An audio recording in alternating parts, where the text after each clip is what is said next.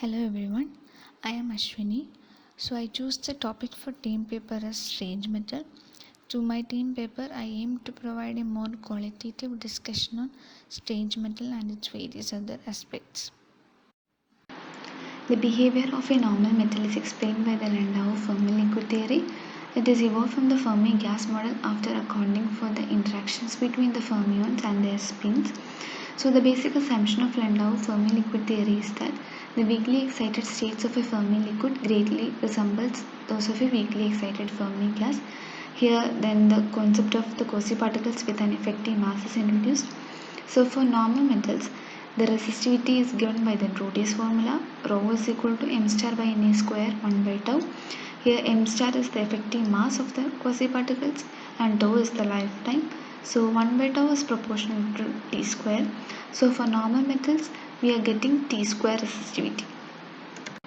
The non-Fermi liquid, that is the system which displays the breakdown of Fermi liquid behavior, is known as strange metal.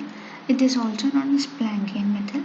They are having a very sharp Fermi surface without quasi-particle excitations, and also the strange metal behavior is observed at quantum critical points of certain second order phase transitions.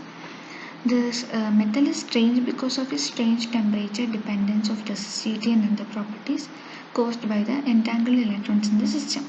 So instead of T square resistivity, here we are getting a T linear resistivity, and it is the signature of strange metal.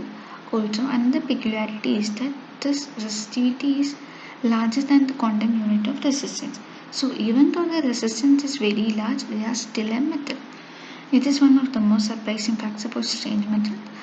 Here we can see the 1 by tau, that is universal scattering rate, is proportional to T as temperature tends to 0.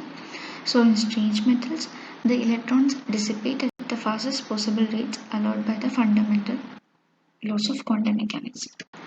Random matrix model is a simple model which can explain a metal having quasi-particle excitations. So these are the random orbitals and certain fraction is filled with fermions. In this model, electrons are allowed to hop one by one randomly from one side to another. So this model will give the lifetime of a quasi-particle excitations for a Fermi liquid state as 1 by T square. So these equations will fully define the random matrix model. Here C is the fermion operator that anti-commutes, and Qn will give the charge density where n is the number of electrons. So the operator will take the electron at site j to site I, and Tijs are independent random variables with mean 0. A SPIK model is the simplest solvable model without quasi-particle excitations. This model will really help us to understand the entanglement in metals, which leads to the breakdown of quasi-particles. These equations will fully define this model. Here C is the fermion operator which obeys this anti-commutation relations.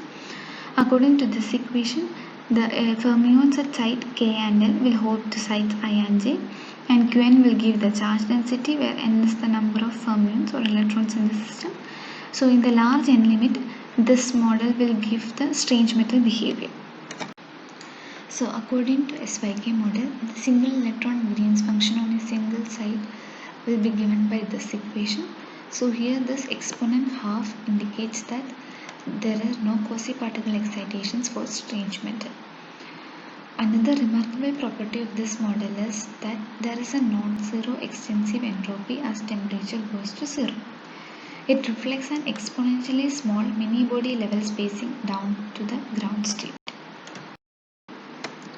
As you can see here, electrons will pair randomly and move from one side to another side in SYK model.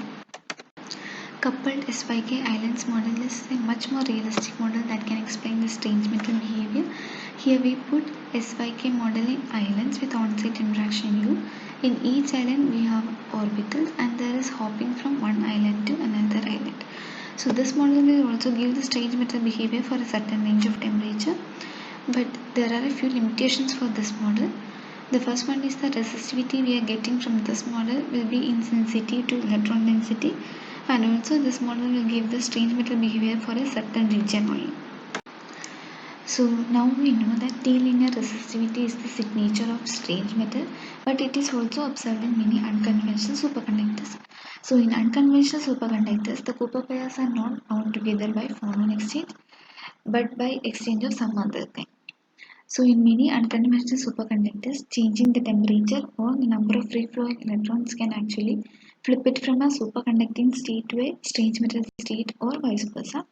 So in strange metal, the superconductivity and quantum criticality are linked by the Hall effect. Before discussing how the superconductivity and quantum criticality are linked by the Hall effect in the strange metal, let's see what happens at a quantum critical point. So quantum critical point is a point at zero temperature in a phase transition. Here the phase transition is driven by quantum fluctuations resulting basically from the Heisenberg uncertainty principle. So near the quantum critical point, quantum fluctuations produce radically different electronic behavior than is found elsewhere in the parameter space. Moreover, the fluctuations occur at all length and time scales. Thus, a scaling behavior arises because some properties become scale invariant, and near this critical point, strange metal behavior arises. So, to study how the superconductivity and quantum criticality are linked by the Hall effect in a strange metal, experiments were carried out using this iron-based superconductor. So this is phosphorus substituted BaFe2as2. So here the parent material BaFe2as2 is a tetragonal paramagnet and at a high temperature. When it is doped with phosphorus, it will give rise to superconductivity. So it has both electron and hole-like carriers. Moreover, they obey an unusual scaling relationship between the applied field and temperature. This suggests that the magnetic fields probe the same physics that give rise to T-linear resistivity. So the iron-based superconductor crystals were synthesized and placed under high magnetic fields. So from the experiment, the Hall effect appears to be composed of two terms. The first one is the usual term that is related to the number of electrons in the system, and the second one is the strange metal term that peaks when the material is approaching its quantum critical point. So here the second term is analogous to the anomalous Hall effect observed in ferromagnetism.